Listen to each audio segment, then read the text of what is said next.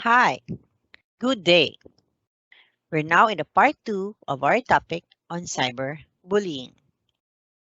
Our objectives: after this video, the viewers will be able to realize the effects of cyberbullying to a person, identify at least 3 laws that can be used against cyberbullying. Let's have a recall. So last time, we were able to identify and become aware of the following. What is cyberbullying? What are the common places where cyberbullying takes place? What are some examples of cyberbullying? Things you should know about cyberbullying. And what are the forms of cyberbullying? In this episode, we will be subjected to the following. What are the effects of cyberbullying? How to prevent cyberbullying? What can you do if you become a victim of cyberbullying? And what laws can protect us against cyberbullying? So what are the effects of cyberbullying? Basically, there are 3 effects of cyberbullying. It could be mentally, wherein a person would feel upset, embarrassed, stupid, even afraid or angry. These feelings are common and normal feelings for a person if they are subjected into these types of problems or situations. Emotionally, feeling ashamed or losing interest in the things you love. And also physically, some would feel tired due to loss of sleep because of thinking too much on what to do or experiencing symptoms like stomach aches and headaches. How to prevent cyberbullying? These are some of the ways to do or how you're going to prevent yourself from being bullied. So 1, protect account and devices. Okay? You need to ensure that you have passwords in place in your accounts and in your devices. Okay, when you use your password, make sure that it is something that only you would remember and other people would have a difficulty accessing them. Use privacy tools and settings. No matter what you does online, make sure that you're aware of the privacy settings and tools offered by the organization or the social media you're using. For example, in Facebook. Keep personal stuff private. You should never share your address, cell phone number, or email address online. You should be careful about sharing too much information about where you go, especially if you have friends or followers that you don't know really well.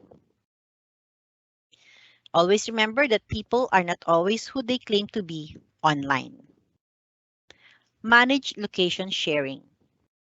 Since smartphones can allow users to share your location, please always make sure that your location is turned off unless you really need to turn them on. Okay? Have a discussion with your child, okay, on who they can share their location with or if they can share it at all. Think before you click. Okay? Usually, some people would just type something in the social media and just upload it there. Upload it. So you need to think before you click. Don't just agree on something. Don't just share something. Think about the validity and the reliability if the data is correct. Okay. Conduct a social media audit. Every month or so, determine what posts may need to be deleted from your account. Okay. This is especially important when you try to apply to college or to look for a new job because HR and other school officials usually checks on what you post in your social media accounts. Log out when using public devices. Remember when you're outside, remember to log it out because someone else might be able to access your account and then they could hack it. so you will not have any other um, process or way to get it back. Refuse to respond to cyberbullies. If you experience cyberbullying, refrain from responding. Okay?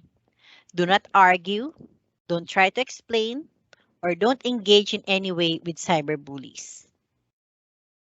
Usually, cyberbullies are looking for an emotional response, but if you refuses to give them anything to go on, they are left with one-sided communications.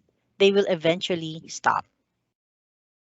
Lastly, report cyberbullies.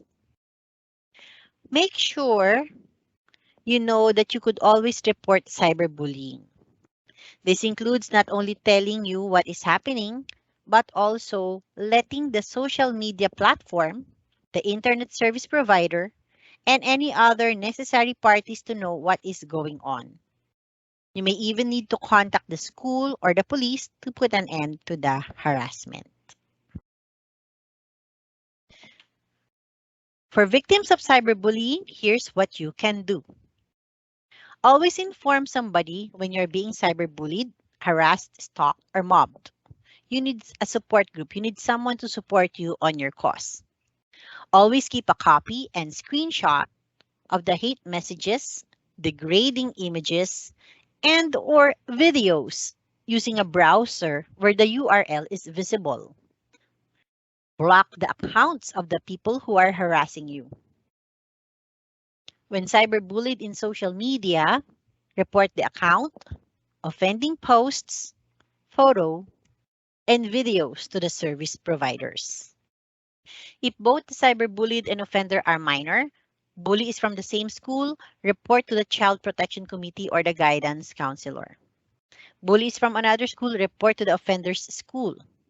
Bully is out of school youth, bring the matter to the barangay where the offender is residing. For adults, go to the nearest Women and Children's Protection Desk of the PNP or visit either the PNP Cybercrime Unit at Camp Crame or the NBI Cybercrime Unit at Taft Avenue.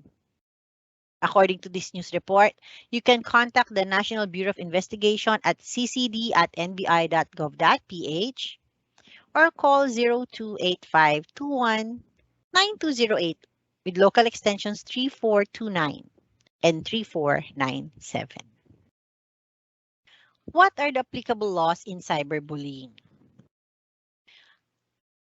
We have RA 10175 or Cybercrime Prevention Act of 2012. We have RA 10173 or Data Privacy Act of 2012. For minors, we have RA 10627 or the Anti-Bullying Act of 2013. We also have RA 7610, also known as Special Protection of Children Against Abuse, Exploitation, and Discrimination Act. For adults, we have RA 10175 or the Cybercrime Law and RA 9995 or Anti-Photo and Video Voyeurism Act of 2009. For bullying to stop, it needs to be identified and reporting it is a key. So remember, don't be afraid to report if you're experiencing some sort of cyberbullying. Here are my references. And thank you very much for listening.